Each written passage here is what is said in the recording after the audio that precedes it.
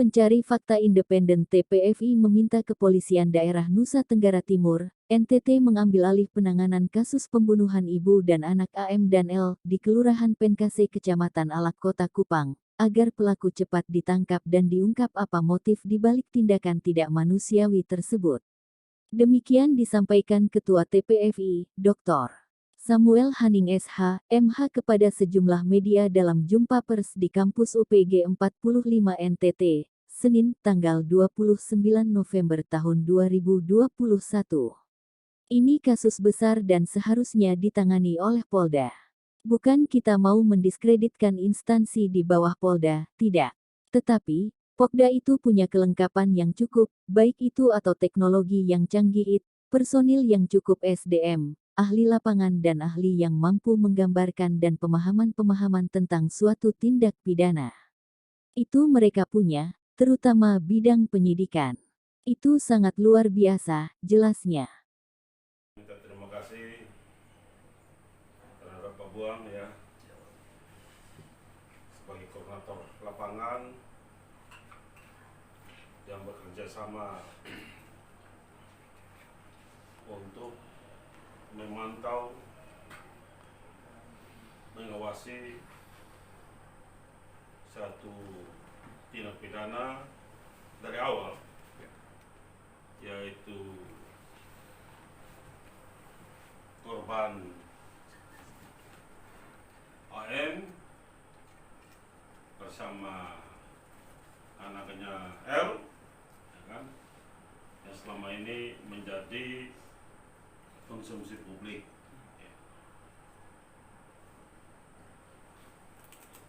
Tim pencari fakta independen itu setelah membaca di medsos banyak kalangan yang mengatakan harus secepatnya pelaku itu ditemukan. Akan tetapi tim pencari fakta independen meminta kalau boleh polisi yang melakukan penyelidikan dan penyidikan kasus ini agar bisa transparan sehingga masyarakat bisa tahu dan mengikuti perkembangan kasus. Yang pertama adalah sesegera mungkin keluarga diberikan SP2HP ya, tentang surat pemberituan penghasilnya penyelidikan ya. Setelah itulah baru SPDP ya, dari SP2HP tingkatkan ke SPDP.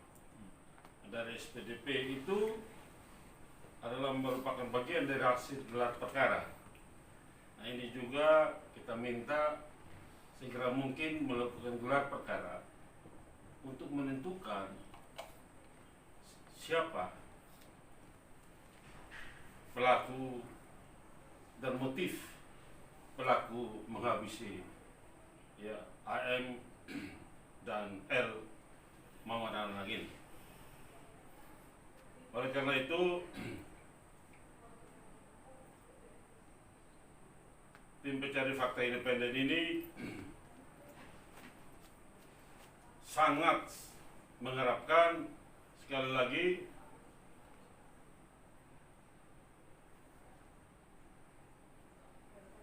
penyidik yang melakukan penyelidikan dan penyidikan sekali lagi secepat mungkin ya,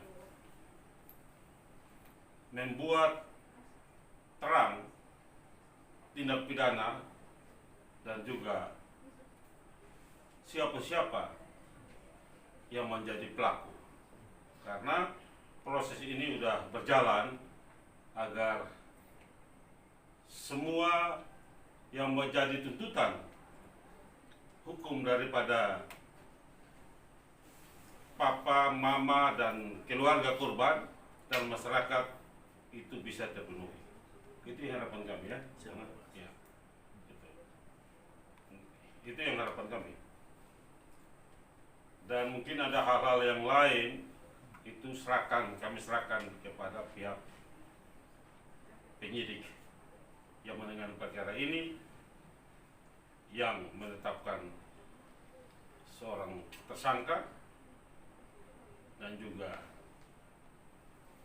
yang menetapkan untuk penangkapan dan penahanan, agar semua ini bisa terang benderang siapa sesungguhnya pelaku itu sebenarnya. Ya. Mungkin ada lagi. Atur lapangan TPFI, kami minta agar penyidik yang menangani kasus ini fokus kepada mencari TKP di mana korban dibunuh. Itu penting karena di situ TKP akan berbicara. Banyak hal yang bisa ditemukan. Kalau sudah ditemukan TKP 1, istilah saya pakai TKP 1 atau TKP 2. TKP 1 waktu penjemputan dari kos, TKP 2 di situ, TKP 3 yang di lokasi ditemukan. Jadi penyidik fokus ke situ. Caranya lewat CDR. CDR itu adalah call detail record. Call detail record itu berisi rekaman kontak terakhir korban dengan siapa-siapa itu. Lewat call detail record, HP-nya korban, nomornya korban. Karena kronologis yang sudah kami dapatkan data-data itu, ada komunikasi korban dengan seseorang laki-laki yang masuk ke dia. Ini masuk artinya incoming. Nah, ketika incoming keluar, kemudian setelah korban di luar, command outgoing ke Arka itu. Outgoing ini harus dibuka. Di mana posisi korban ketika dia mengontak Arka? Disitulah kita tahu titiknya itu, koordinatnya. Nah, mudah-mudahan kepolisian sudah punya alat ini, aplikasi ini. Karena saya selama di kepolisian, kebanyakan saya yang buka itu. Jadi ada dua hal. CDR yang alat yang bisa memantau aktif pergerakan sekarang saat ini ketika kita minta cek posisi bisa dibuka. Tapi ke belakang mereka tidak bisa. Itu berupa salinan printout saja, dan itu ada kode-kode khusus yang bisa dibuka, dimasukkan dalam satu aplikasi. Dan itu kami TPFI bisa melakukan itu. Kalau memang kepolisian mau kami bantu. Disitulah langkah utama daripada penyidik-penyidik yang menangani kasus ini untuk menemukan barang bukti yang mungkin belum ditemukan sekarang. Barang-barang bukti ini penting, kenapa? HP-nya korban belum ada, sendalnya korban juga belum ditemukan. Nah, ketika dua barang ini ada di satu tempat itu, dihubungkanlah tempat ini milik siapa. Maka semakin memudahkan kepolisian untuk menemukan pelakunya. Mungkin dari kami itu, Bapak Sam? Ya. Ya, terima kasih. Ya, Kepada saya sebagai koordinator lapangan atas pertanyaan dari Bapak Timur, Korang Timur. Timur ya. Lambatnya itu kalau kita mengacu kepada pernyataan Bapak Kapolda, ya Bapak Kabid Humas, bahwa hati-hati, penuh kehati-hatian dalam hal ini, kemudian menggunakan scientific crime investigasi. Oke, kita perlu mendukung hal ini agar sempurnalah. Tetapi perlu diingat bahwa ada satu kasus pembanding yang pernah terjadi, yaitu kasus Tinus Naim alias Tinus Terko, yang dapat dilakukan diungkap dalam waktu 1 kali 24 jam atau 3 kali 4 jam. Ya. Ini perbandingan kasus. Ini satu kehati-hatian, satu cepat, tuntas dan terungkap. Mau pilih yang mana? Nah, sekarang tinggal pilih. Gabungkan penyidik yang mengungkap cepat ini dengan polsek misalnya. Kolaborasi atau kerjasama ya. Penggabungan. Ya mungkin Pak Kapolda sudah membentuk tim khusus, bagus. Tetapi sampai sekarang sejak beliau mengumumkan belum ada hasil yang signifikan. Mungkin tim khusus ini yang mengungkap kasus juga memakai pola kehati-hatian lagi, bukan pola yang mereka lakukan dulu kan? Itu. Tapi itu semua berpulang kepada internal Polri. Mungkin Bapak bisa tanya di sana, ya kenapa agak lambat dan kenapa tim cepat itu. Dan apakah tim Polda yang respon sudah dilibatkan dalam tim ini atau belum? Bisa diketahui surat perintahnya ini sehingga masyarakat yakin bahwa respon sudah terlibat dan tunggu saja saatnya mereka mengungkap. Sedangkan fakta-fakta rata-rata dari TPFI sudah disampaikan 3 minggu lalu ya Bapak Sam ke Pak Kapolda. dan salah satunya sudah menyebut nama korban. Nama korban. Nah, jadi kami sudah membuktikan bahwa benar. Kami tinggal pelakunya kami sudah kasih inisial dulu dalam laporan ya Bapak Sam. Apakah benar atau tidak nanti kita lihat ke depan. Itu. Tetapi saya perlu tambahkan bahwa print out CDR itu pengalaman saya di reserse dalam kasus itu berlakunya hanya 3 bulan. Di bank data Telkom itu hanya berlaku 3 bulan. Ketika sekarang korban waktu itu tanggal 27 kontak, sekarang sudah tanggal 29. Berarti sudah apakah masih tersimpan di bank Telkom atau sudah hilang dengan sendirinya?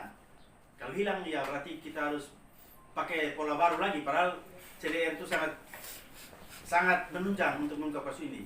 Atau mudah-mudahan teman-teman di kepolisian sudah antisipasi dan mereka sudah ada CDR. Kalau bisa kita kolaborasi. Kalau mereka tidak bisa buka kode itu, saya bisa buka dengan Pak Sam, TPF bisa buka, membantu untuk menunjukkan peta itu di mana. Kode nomor sekian itu dimasukkan aplikasi ini, muncul petanya. Itu. Nah, mungkin begitu. Terima kasih. Lanjut. Ini kasus besar. Ya. Kasus besar ini harus dan seharusnya itu ditangani oleh Polda. Bukan kita mau mendiskrit instansi di bawah Polda, tidak. Karena Polda itu punya kelengkapan yang cukup, personil yang cukup. Ya, maksudnya kelengkapan yang cukup itu baik canggih, IT, ya kan, dan juga personil yang cukup itu personil lapangan, ahli tentang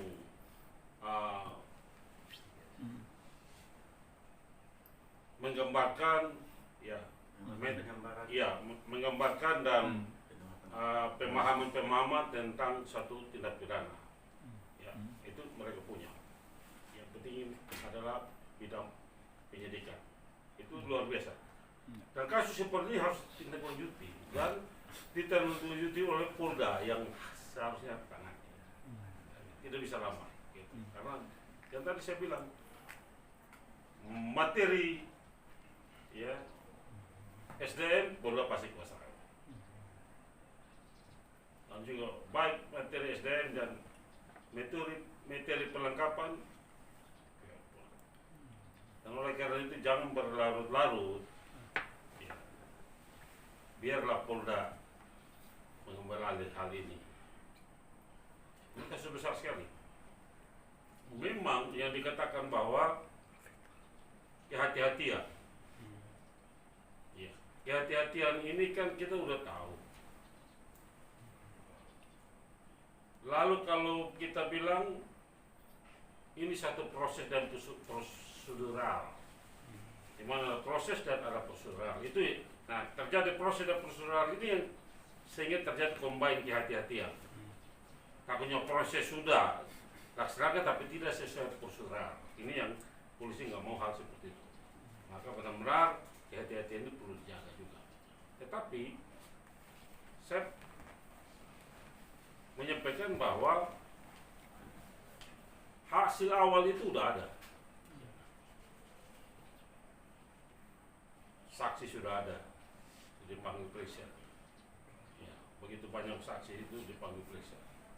Mungkin yang tadi Pak Korban mengatakan bahwa hasil Telkom, HP dan lain itu udah ada hubungan dan lain. Saya pikir udah. Yang menggunakan petunjuk, saya pikir udah jelas mengarah pada seseorang. Nah kalau udah mengarah pada seseorang, itu harus reaksi cepat. Reaksi cepat melakukan penyegaran sementara agar pelaku itu tidak boleh kemana-mana. Pelaku itu tetap dipantau dan terpantau oleh pihak kepolisian.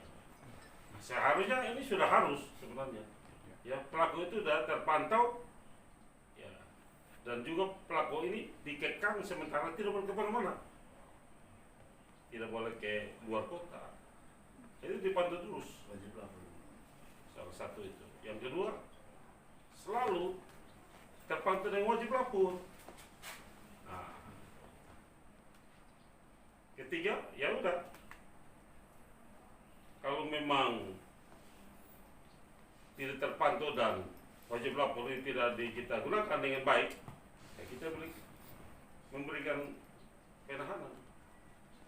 Nah, baik itu penahanan kota, penahanan rumah tahanan, baik tahanan rumah tahanan di Polres, Polda, dan itu harus segera. Dan itu yang kita sangat mengharapkan agar secepatnya pihak penyidik dapat mengambil sikap dan menentukan sikap bahwa siapa sesungguhnya dan siapa yang terkait dalam proses perencanaan pembunuhan terhadap ibu dan anaknya, supaya terang dan bisa pelaku itu dijerat dengan hukuman setimpal dengan perbuatannya.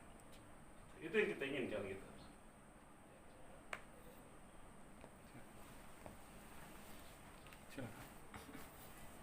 Daripada menurut kami ya, menurut analisis kami, seperti analisis boleh ya, bahwa ada 2 kantong dengan isinya seorang wanita yang beratnya sekitar ya bisa dibilang 40 sampai 50 kg ya, dengan anak besi gali. Kalau misalnya betul yang disita polisi itu ada kaitan dengan menggali untuk mengubur mayat, berarti bagaimana pelaku ini bisa memegang ya korban dengan ini besi gali lagi. Ya itu mungkin secara logika kita ke sana bisa lebih dari 1 orang. Kedua, kalau kronologis menyangkut TKP 1 di tempat kosnya si B itu ada penyemputan, apakah pelaku yang lakukan penyemputan atau orang lain, berarti sudah 2 ikut membantu, 5-5 lah gitu. Nah itu sudah 2 kan, kecuali si A ini langsung membawa mobil dan dia jemput langsung, dia gali, dia bunuh, dia segala macam, berarti 1 kan. Tapi secara logika yang kita omong tadi, ada kantong yang beratnya harus dipikul lebih dari 1 orang. Ya Pak ya? Mungkin itu dari TPV. Pertanyaan berikutnya, apakah ini juga berkaitan hasil analisis sementara, analisis dari TPV, apakah memang terkait dengan hubungan asmara cinta bertiga atau lain sebagainya? Kalau menyangkut hubungan cinta asmara dan tidak itu mungkin dari saksi atau korban dengan para pelaku sendiri. Motif itu biasa terungkap dari pelaku. Setelah ditangkap, diinterogasi, baru dia cerita kenapa Anda membunuh, baru dia cerita kronologisnya. Mungkin begitu. Yang terakhir mungkin dari kondisi jenazah apa segala macam itu, apakah memang 2 orang ibu dan anak ini habis di TKP lokasi kubur itu atau di tempat lain? Jadi pasti dilakukan di satu tempat. Jadi menurut kami ada TKP 1, TKP 2, TKP 3. TKP 1 yang keluar dari rumah B, kedua di tempat dibantai, baru dikemasi. Coba perhatikan, kalau maaf ya teman-teman kepolisian, coba perhatikan karung plastik itu ada merek tidak, atau ada daun-daun tidak di dalam yang menyatu dengan korban. Daun-daun itu bisa kita identifikasi daun apa saja di dalam, sehingga bisa tahu daun ini ada di sini. Atau satu saat kita temukan tempat pembantaian, kita bisa hubungkan daun ini di muka rumah ada, ya bisa dihubungkan dengan benda-benda yang lain itu. Coba cek itu ini kantong plastik, karena kantong plastik sampah itu tidak sembarangan toko menjualnya. Ada toko tertentu. Maka itu dari awal saya sudah meminta agar coba cek toko-toko yang menjual plastik itu. Jadi ada itu ada ruko di perumahan Avian. Di depannya itu ada ruko yang mungkin coba cek sana ada penjual plastik itu. Kemudian penyidik bisa lihat plastik ini baru atau lama. Nah, baru atau lama, walaupun dikubur bisa dilihat baru atau lama. Kalau baru berarti baru dibeli, Kalau lama berarti sudah disiapkan lama untuk digunakan untuk hal lain, tapi karena ada gini langsung dia memanfaatkan plastik itu, langsung dia pakai untuk mengangkut korban, atau dia beli khusus memang sudah untuk mendorong. Itu yang saya bilang, cek CCTV toko-toko itu. Memang ini kerja agak berat, tetapi hasilnya bagus nanti. Ya, berapa plastik di toko ini yang laku dalam kurun waktu tanggal H-2 lah gitu ya, sebelum corona hilang. Dicari kan ada dia punya bukti ini kan. Oh ini ada orang ini ya, mungkin setelah itu toko itu ada CCTV, bukan tanggal pembelian itu ada 2 orang yang beli dua ini apa kantong plastik, kemudian dibuka CCTV toko. Mudah-mudahan CCTV toko ada, karena kebanyakan sekarang CCTV itu ada di toko untuk memantau petugasnya agar tidak menyimpang ya. Bisa ya, Pak.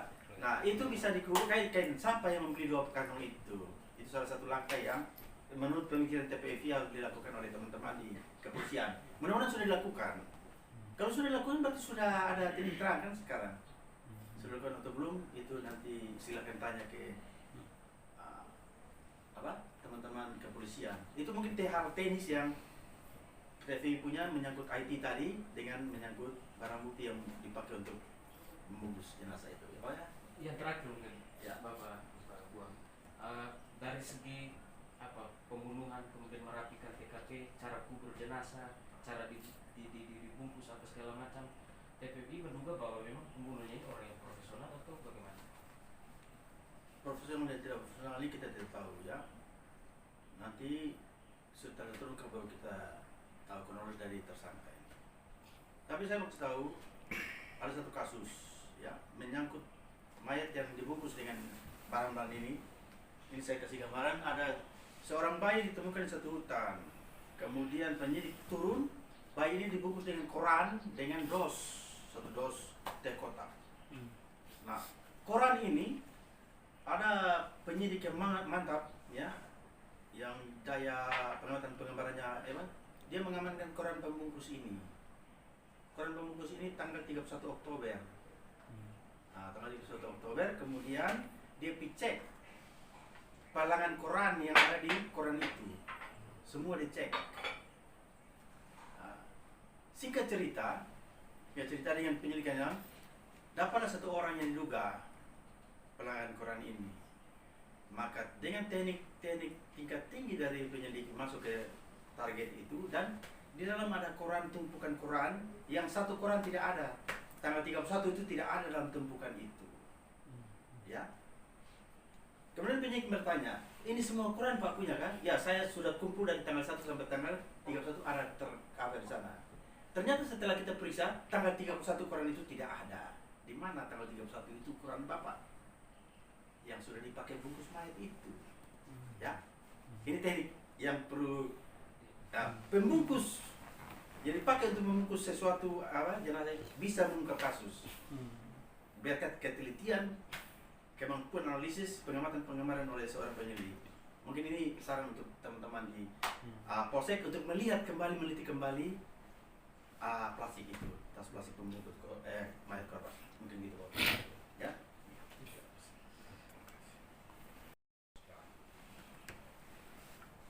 Karena kejadian ya, tindak pidana ini ada di wilayah Polsek, maka Polsek yang menangani dulu kasus ini. Lalu jujur kita katakan, pakai kacamata yang tadi saya bilang, pakai kacamata SD, pakai kacamata kelengkapan itu ada di Polda. Maka tim pencari fakta independen pernah berbuat surat ke Polda. Sebanyak kasus-kasus besar yang seperti ini, sesegera mungkin Polda mengambil alih atau Mabes Polri. Ya. Sehingga tidak terkatung-katung, sehingga membuat masyarakat dan keluarga seakan-akan tidak berjalan maksimal mungkin menangani kasus ini dan mengungkap pelaku intelektual. Nah, kalau kita melihat bahwa ini suatu perencanaan yang mantap, ya, dan tuntas. Nah, pasal hukum begini, perencanaan yang mantap dan tuntas. Perencanaan yang mantap itu artinya bahwa dia sudah mulai menyiapkan dengan mensreanya, niatnya itu baik secara pikiran dan perbuatan. Pikiran itu adalah bagaimana dia akan menghabisi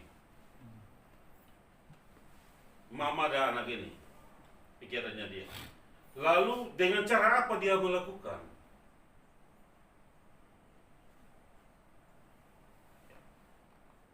Yang kedua, siapa-siapa yang nanti dia pakai di dalam melakukan, ya, pembantuan tindak pidana ini, siapa-siapa? Apakah dia pikir dia sendiri atau ada orang lain? Ini kan harus perlu sangat jeli. Nah, setelah itu caranya, ya, melakukan eksekusi dengan cara apa? Alat apa yang digunakan? Lalu setelah selesai eksekusi mau kemana? Tempat itu sudah ditaruh, berarti sudah rencana yang mantap. Sudah rencana dulu, ya. Lalu rencana ini mantap, maka selesai rencana ini dengan tuntas.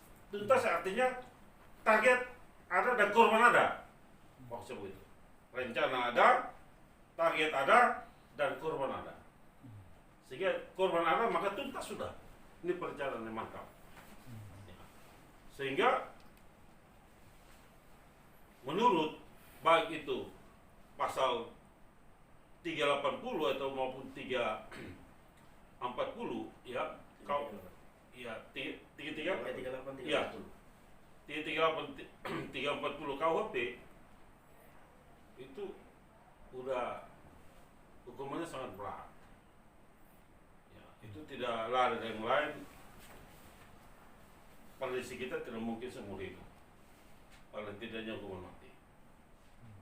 Karena 2 orang. Yang lebih memberatkan adalah anak kecil yang tidak berdosa ini. Kenapa dia bisa dikorban? Ini yang tadi nyatakan kita pembunuhan ini memang benar-benar direncanakan dengan bagus dan tuntas.